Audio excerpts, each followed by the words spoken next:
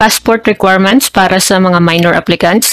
Yung first time pa na mag-apply ng passport, yan ang pag-uusapan natin in this video. Kung bago po kayo dito sa ating channel, huwag kalimutan mag-subscribe para sa mga panibagong videos na maaaring kakailanganin nyo rin po in the future. So, nandito tayo sa website or sa page ng dfa.gov.ph kung saan nakikita natin ang legit na listahan ng mga basic requirements para sa minor new applications.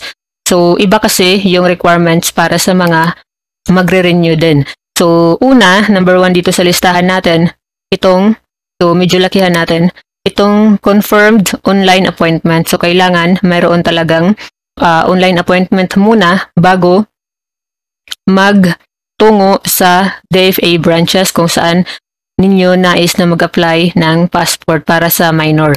So, para sa pag-online appointment, i-type nyo lamang ang passport online appointment. Tapos, makikita ninyo itong schedule an appointment, itong passport.gov.ph. So, dyan kayo papasok para sa pag-online appointment. So, pwede din dito sa passport.gov.ph passport appointment system.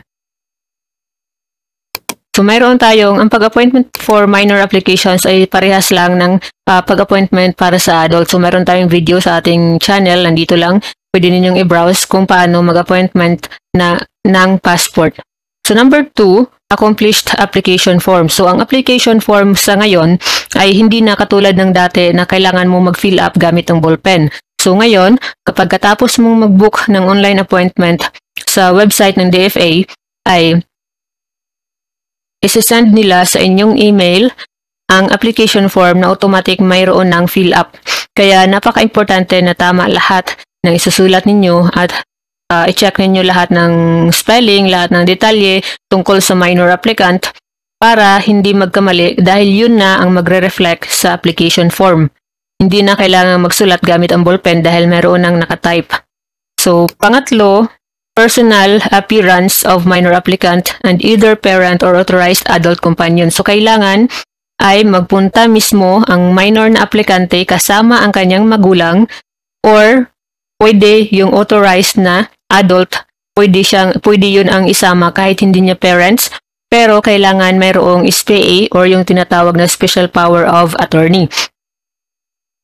So again, ang number 3 na requirement, kailangan na pagdating ng schedule ng inyong online appointment, ng inyong appointment, kailangan magtungo mismo ang minor applicant at ang kasama ang magulang or ang kahit na sino na authorized na sumama sa kanya, pero kailangan mayroong special power of attorney. So, kung gusto niyo makita kasi sobrang dami ng, by the way, ang adult na sasama sa minor applicant, kailangan din ay mag-submit ng supporting documents depende sa kaso ng minor. Halimbawa ay parent, so kailangan din mag-submit ng magulang ng supporting documents katulad ng kanyang passport or ng kanyang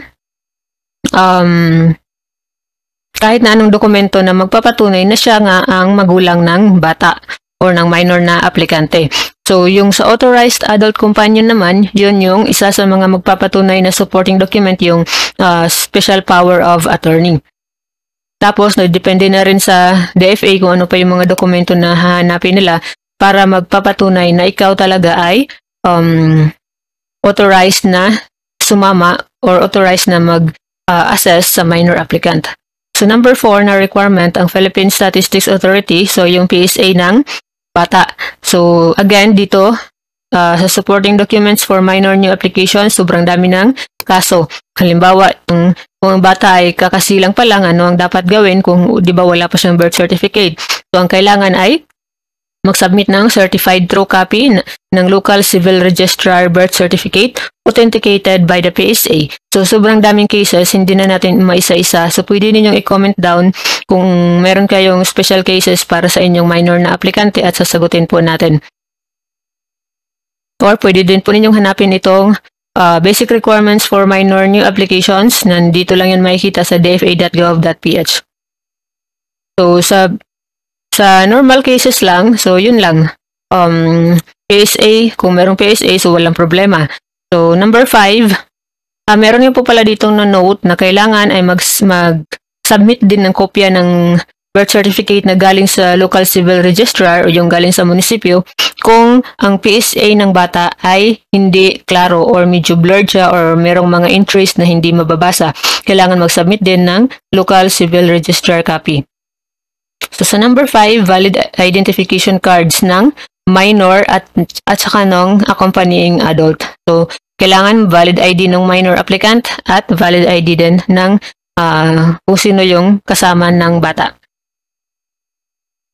So tulad nga po ng sabi ko dito sa number 3 na ang accompanying adult companion, ang kasama ng bata ay kailangan mag-submit ng supporting documents na magpapatunay na siya talaga ay magulang ng bata or authorized na adult companion.